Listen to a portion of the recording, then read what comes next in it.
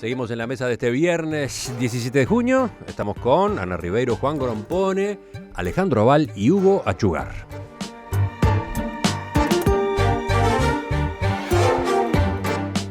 De Borges tengo noticias por el correo y veo su nombre en una terna de profesores o en un diccionario biográfico.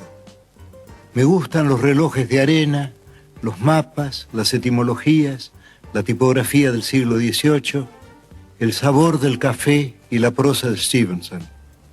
El otro comparte esas preferencias, pero de un modo vanidoso, que las convierte en atributos de un actor. Sería exagerado afirmar que nuestra relación es hostil. Yo vivo, yo me dejo vivir para que Borges pueda tramar su literatura. Y esa literatura me justifica. ¿De quién es esa voz que habla de Borges? La del propio Jorge Luis Borges. Está leyendo Borges y yo, un cuento que narra un conflicto de identidad entre su imagen pública y su imagen privada. ¿Y por qué ponemos al aire ese registro? Bueno, porque el pasado martes se cumplieron 30 años de la muerte de quien quizás fue el escritor argentino más universal. Había varios en esta mesa reclamando hace semanas el tema Borges. Bueno, ahora estamos en el momento quizás más indicado. Juan, te doy la palabra a ti en primer lugar. No, yo prefiero que empiece Hugo, bueno. porque yo lo que quiero es enfocar un aspecto muy particular de Borges. Pero enfocarlo en particular y después... Debe ser la conexión, No, la conexión con la ciencia. Claro. Si Juan ¿sí? pide esto, vamos a dejarle efectivamente la palabra para más adelante, porque las intervenciones de Juan no son cualesquiera. Bueno, los 30 años de la muerte de Borges. Recuerdo, sí, que hace casi 30 años se le hizo un homenaje en Buenos Aires al que asistimos. De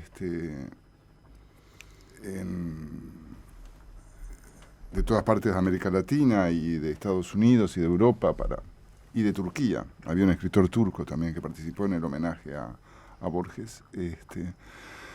Borges es uno de esos escritores, como sucede con algunos otros, ¿no? Que mucha gente sabe, conoce, leyó quizás una página, pero no lo ha leído ni todo, ni a fondo. Tiene una cosa, a mí me parece, más allá de mi admiración por más una parte de la obra de Borges que otra, sucede con todos los escritores, creo que tiene un aspecto que es particularmente importante, y es que Borges trasciende a los lectores de literatura usuales o tradicionales. O sea... No es solamente, es decir, estoy pensando en los científicos, estoy pensando en filósofos, estoy pensando en otro tipo de lectores, y ha logrado incidir en disciplinas, no solamente como creador de ficciones. Ajá.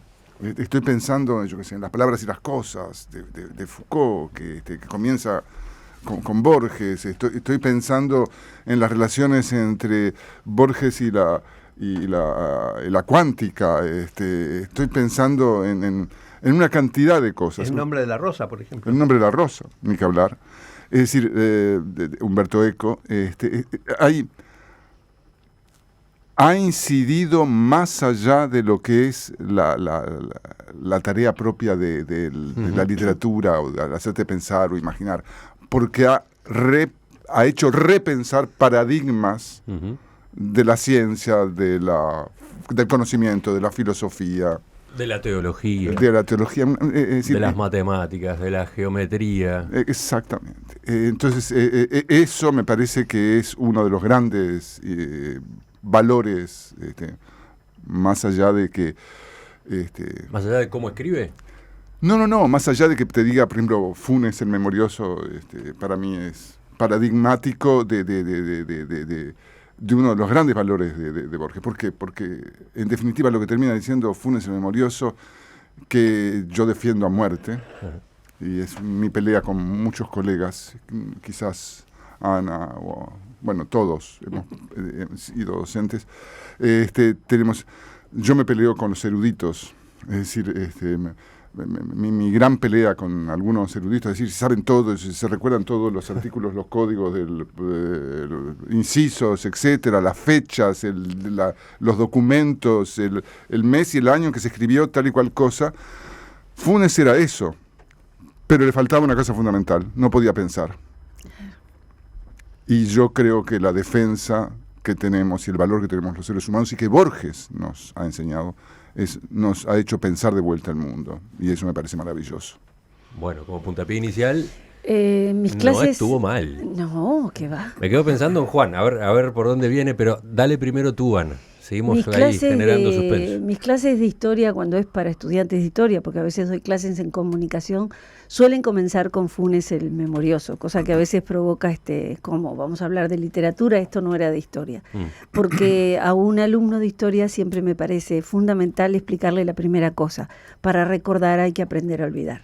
Porque lo que Funes enseña es precisamente la necesidad del olvido para poder tener espacio para procesar las cosas, la selectividad del olvido y en definitiva la construcción que uno hace, que es única, es transferible, de su memoria, de sus recuerdos, de su pasado, y también se lo hace a nivel colectivo. Esa me parece una enseñanza maravillosa, además de los valores poéticos intrínsecos que tiene la obra de Borges.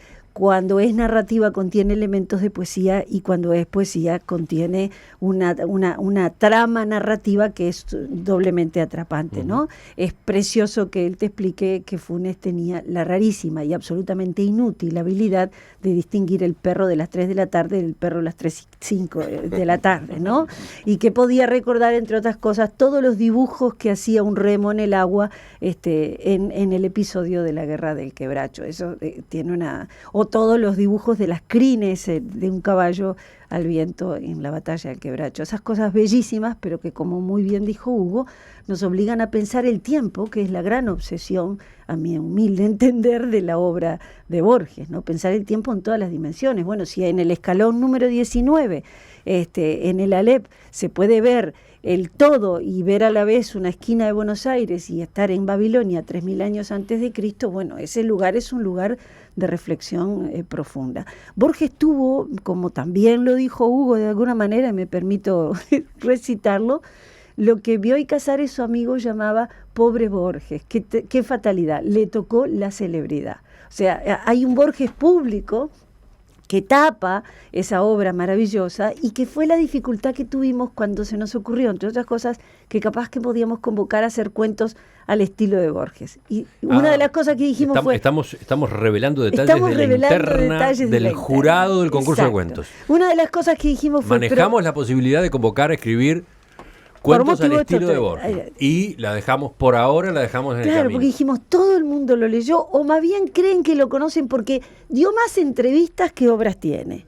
¿No? Dio más entrevistas que obras tiene. Era inefable, porque esa mezcla de inteligencia, ceguera,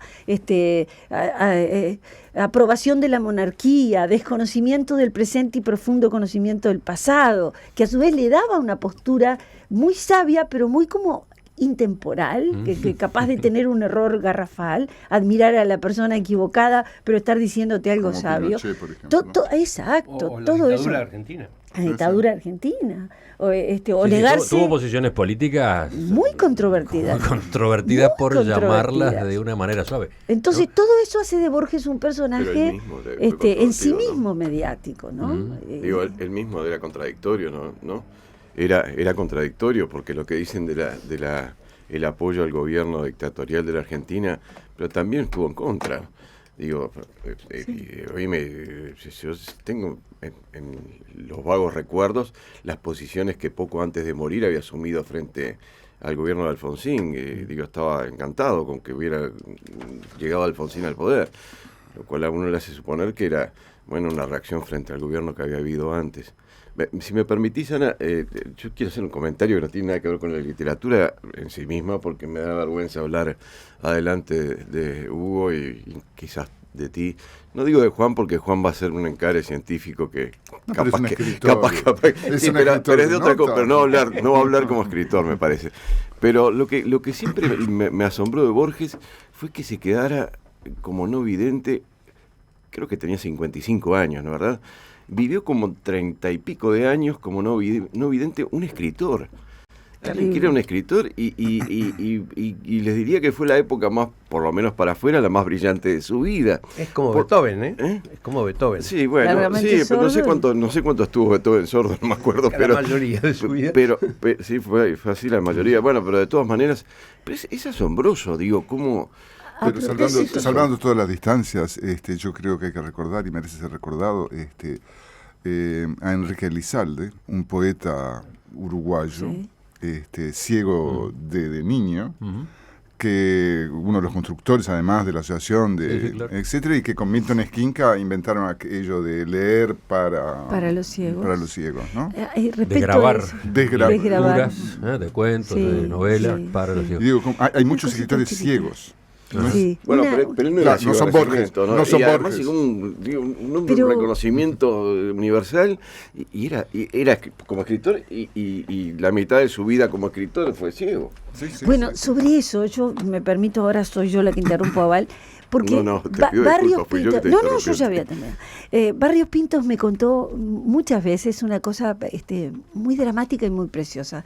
Él lo vio a Borges cuando era director de la Biblioteca Nacional Argentina, y dice, él hablaba, y obviamente ya estaba ciego, con su mirada perdida hacia arriba, hablaba de un autor y tocaba así los lomos de los libros y los sacaba y se los mostraba al público, ¿no? Y seguía hablando y decía, porque en tal libro, y volvía a tocar otro, entonces él seguía teniendo una relación con los libros, que sabía exactamente dónde estaban, los reconocía por los memorioso lomos. también. Yo digo, qué terrible tener esa relación Medio con los Funes. libros y tener algo de Funes Era dentro su de sí, ¿no? laberinto. Era su laberinto. Su laberinto que Su lo conocía. laberinto, él lo reconocía así. Las bibliotecas, ese lugar maravilloso.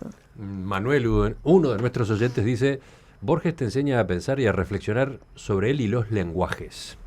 ¿Están de acuerdo con esta afirmación? Sobre los lenguajes, porque él problematiza mucho cada palabra. En ese sentido, indudablemente sí, ¿no? O trata de ser preciso, ¿no? No, sobre los lenguajes, yo creo en ese sentido de los lenguajes más allá del lenguaje literario, aparte de que inventa lenguajes, Sí.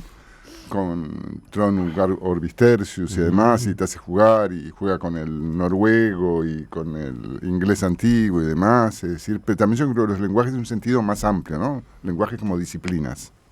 Ahora sí, Juan. Bueno, La física cuántica. Borges era un informático intuitivo, era un filósofo y era un lógico. Y quiero mostrar algunos de los pasajes para ver este otro aspecto. Y luego me voy a referir a un último punto que es muy importante.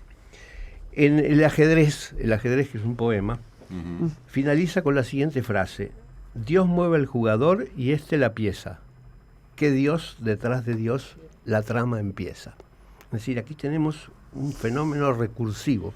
Es decir, que está el plano del jugador jugando al ajedrez, está Dios, que es el que en definitiva mueve la mano, pero después hay un Dios detrás de Dios y por lo tanto sigue la cosa. Es decir, ahí tenemos un principio de recursión, es decir, es el retroceso infinito de Descartes en un poema.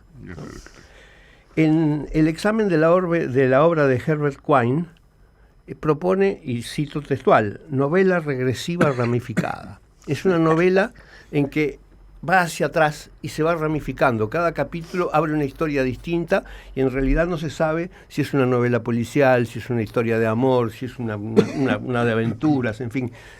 Eso es lo que se llama modernamente la literatura ergódica, que es lo que ha permitido la electrónica, y en la cual es un tema que a mí me encanta, me fascina, que es precisamente el hacer esas novelas ramificadas que no se sabe a dónde van y que es un poco el lector el que va construyendo el final, ¿no?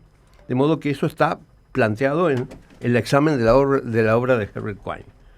Bueno, en la Biblioteca de Babel propone una cosa informática fantástica.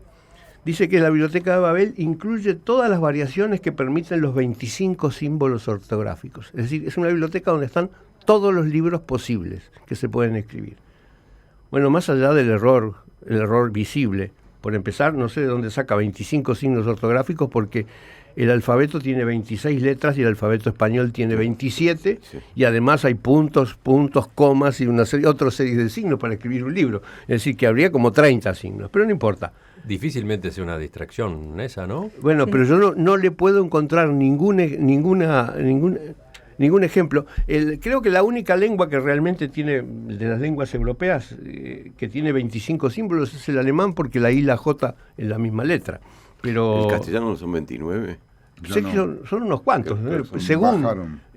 son 27 porque son los 26 más la ñ, ¿no? Sí. Es decir, pero además se- están no, pero- los signos de puntuación, no es posible olvidarse de eso, y los espacios. Bueno, como era ciego, a la H no la veía y como no suena, Y las la borró. comas tampoco. Bueno, quiero ver aspectos como filósofo. Hay un cuento maravilloso que es Pierre Menard, autor del Quijote. Eso es lo máximo. ¿No? En En que literatura. propone es la siguiente charada semántica. Dice que muestra que Pierre Menard escribió un libro exactamente idéntico al Quijote, pero era que un autor dice francés, algo ¿no? ¿Cómo? distinto. Pierre Menard No, era es un- inventado. Sí, Ah, es pero un no hay un bueno, no importa, perdón. Es decir, que propone que Pierre Menard escribió exactamente en un lugar de la Mancha, exactamente la misma cosa, y él muestra que dicen cosas distintas, a pesar de que dicen exactamente lo mismo. Es decir, Claro. que es una paradoja semántica increíble. En el Golem, finalmente, escribe para mí uno de los cuartetos más lindos que creo que ha escrito. Y dice, sí, como el griego afirma en Cratilo, el nombre es el arquetipo de la cosa. En las letras de rosa está la rosa y todo el Nilo en la palabra Nilo. Y un poquito más adelante dice la conclusión lógica del informático y el filósofo. Habrá un terrible nombre que la esencia cifre de Dios. Y el resto del poema es un rabino en Praga, un rabino que existió en Praga, en que se pone a buscar el nombre secreto de Dios haciendo combinaciones de letras y de palabras y de cosas por el estilo. Es decir, ahí está el informático, el lógico, el teólogo, todo junto en el Golem. Y finalmente, quiero recordar que Borges era un apasionado de la novela policial y que fue el creador de la serie del Séptimo Círculo de novelas policiales. Y en eso es casi el punto donde más discrepo con Borges, porque a mí no me gustan las novelas del Séptimo Círculo, no me parecen el tipo de novela policial que a mí me gusta, ¿no? Es decir, que en Pero eso sí te gusta la novela policial. la novela policial sí, pero Bien, no perdón. las que elegía Borges. Y te has metido en esos terrenos. Sería conveniente recordar que Borges no escribió novela. Escribió Todo lo que cuentos, Borges escribió son escribió cuentos cortos y poemas. Sí. Y que él no escribió novela. O sea, él habla de la novela retroactiva, sí. ramificada, pero él no escribió una No novela, escribió novela. de ese Y tipo. escribió cuentos policiales junto Escribió con Bioy cuentos. Casares. Exacto, eso sí. Pero hay una cosa que tú decías, empezaste con el ajedrez, ¿no? Sí. Yo creo que es Berkeley puro, ¿no? Es, Sí. es el obispo de Berkeley. Sí. Y en ese sentido, Borges es eso lo que, una de las seducciones, es decir, Vamos a aclararle para los oyentes. sí, ¿Qué es Berkeley es Berkeley? un filósofo inglés, etcétera, El superidealista, el ultra idealista. que de algún modo planteaba, y esto marca a fuego toda la obra y el pensamiento y la imaginación de Borges, que de algún mundo, el mundo es un mundo soñado por Dios, que a su vez es soñado por otro Dios, ¿no? Es decir, la realidad es un sueño, ¿no? Y entonces no existe la realidad fáctica, concreta, sino que es el sueño de otro que está atrás, que es lo que está atrás del ajedrez. del ajedrez. Pero creo que esto es una de las cosas que hizo temblar al siglo XX, y esa es una de las cosas trascendentes de Borges. Es decir, lo que está en Funes, en miles de ejemplos, en la LEF, en la biblioteca, en todo eso, nos hizo dudar de nuestras certezas. Y eso lo sigue haciendo con maestría, como lo demostró alguna de las citas que señalaba tú. Cuando cita el Cratilo, si el griego afirma en Cratilo, está citando a Platón, que es después, junto con Berkeley, los dos grandes filósofos idealistas de la historia, ¿no? Eduardo, desde la audiencia, y hablando de frases inolvidables, cita esta. Dalman empuña con firmeza el cuchillo que acaso no sabrá utilizar y sale a la llanura. El final de El Sur. Una invitación un a hombre seguir. con esa apariencia tan frágil por su problema de visión, pero además todo el frágil, que siempre, aún en las fotos en que uno lo ve joven, parecía que ya era un veterano y luego progresivamente y rápidamente un anciano, tenía esa suerte de enamoramiento respecto a la figura de los hombres con mucho coraje, que empuñan Al malevo, un cuchillo y matan y están dispuestos a morir. Es una cosa tan paradójica, era lo contrario a la imagen que él daba, ¿no? Es curioso y todo circula, perdón. Sí, dale. Como todo es un círculo, porque ahora que empezaste a nombrar personajes y el oyente mandó la figura de Dalman y demás, de algún modo volví con Goncalves en mi cabeza. Y Goncalves en cierto modo pudo haber sido un personaje de Borges. Y tú dijiste además, bueno, vamos de lo nuestro a lo no nuestro. Goncalves es la noticia uruguaya, Borges es la noticia mundial, etcétera, universal. Pero Borges tuvo un enamoramiento profundo de Uruguay y además algunos de los textos más importantes. Pero Funes es un personaje uruguayo. Funes es un personaje Escribió uruguayo. un cuento sobre Avelino Tenía Redondo. antepasados Por eso, uruguayos, claro. Escribió un Sí, cuento claro. sobre Avelino Redondo, el asesino del único presidente uruguayo que fue asesinado, y de Arteborda. Avelino Redondo es un cuento fantástico. Pero además visitaba la casa de Enrique Morín en Salto. Tenía familia aquí. Sí, sí. Es decir, era un rioplatense. Y ese niño había estado acá Paso más de una Molino. vez, creo, ¿no? Él era pariente de Melián Lafinur. Pero estuvo acá más de una vez, creo, cuando era Por niño. eso, Me porque era contaba pariente de eso. Melián Porque Lafinur había y vínculos sus familiares, vacaciones ¿no? eran aquí. Veraneaba además en el Paso Molino, cuando el Paso Sí. Molino y Capurro eran lugares de... Exacto. Bueno, y además hay otra cosa interesante, que esta es la mesa donde los senderos se bifurcan, porque pasamos de Borges al primer tema, ¿no? Claro, claro. De todas maneras, yo me preguntaba, tratando anoche de pensar un poco sobre Borges, más allá de lo que escribió, si había sido un hombre feliz, ¿no? Sin duda un hombre interesante, pero alguno de ustedes dijo que lo que nos hizo fue perder certezas, ¿no? Y eso sin duda creo que es así, está bien definido, pero él las tenía. Yo no sé, uno le queda la imagen de que no tenía certeza de nada y que bueno, pues que era un desesperanzado. ¿Puede ser que fuera un desesperanzado y no haya sido muy feliz? No, a mí me parece que la inteligencia siempre depara felicidad. Una felicidad compleja, no simple, no fácil, pero una felicidad. Real de Azú habló de la alegría de ser inteligente. En este sentido yo le supongo a Borges muchas alegrías en un camino infinito de búsquedas. Y una vez leí una cosa muy linda, a propósito de su relación con María Kodama, que ha sido también tan crítica, tan llevada y traída, ¿no? En la que contaban que él le había dicho, nos encontramos en la eternidad. Bueno, durante un siglo, le dijo ella. Sí, ¿qué quiere? ¿Siglo par o impar? Par, dijo ella. Par, dijo ella, y él dijo, ay, qué pena, el que viene es impar, tanto tiempo esperándola. A mí me pareció una cosa tan preciosa. Hay aportes muy interesantes y lindos de los oyentes a propósito de Borges. Elijo un par para el final. Este es un mensaje que manda Leonardo y que dice: no creo que nadie olvide la primera vez que leyó un cuento de Borges. Esos cuentos cambian la forma de percibir el tiempo y el espacio. Parte de la magia está que al leer uno y otro texto parece que en uno están todos y cada uno. Cada cuento es un Funes, cada texto es uno, y todos los espejos y los laberintos. ¿Les parece bien? Precioso, sí, sin duda. Y después viene otro oyente que nos ayuda con ese dilema que teníamos a propósito del concurso de cuentos.